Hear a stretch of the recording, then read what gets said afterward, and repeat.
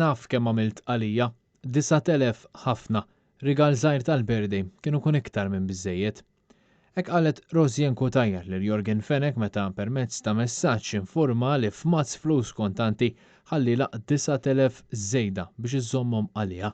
Dan u aktar kien rapportat fil-gazzetta The Sunday Times of Malta fejn komplew joħorġu aktar dettalji dwar skambji li saru bejn id-deputat laburista Rosien Kutajer u l-allegat kompliċi fl-assassinju ta' Daphne Caruana Galizia Jorgen Fenech. Dawn il-messaġġi qed ikomplu jitfgħu aktar dawl fuq ir-relazzjoni bejn Kutajer u Fenech kif ukoll fuq l-irwol tad-deputat laburista fis-senserija tal-proprjetà fl-Imdina.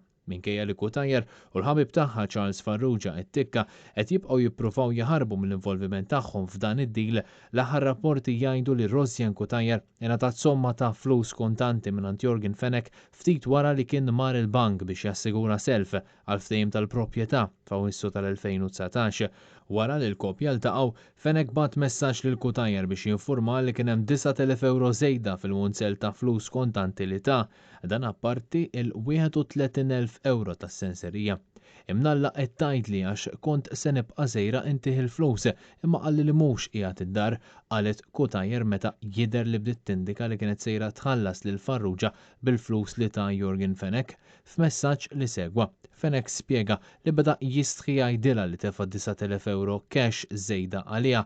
Kutajer kompli tgħid li ma kienx hemm bżonn tal-flus żejda. Naf kemm għamilt għalija 9,000 ħafna, rigal żgħir tal-birthday kien ikun iktar minn biżżejjed. Fl-aħħar jiem, wara ġranet sħaħ ta' kontroversja, Rosien Kutajer irreżenjat b'mod temporanju mill-pożizzjoni tagħha fil-kabinett ta' Robert Abela, dan sakemm titlesta l-investigazzjoni tal-Kummissarju George Hisler.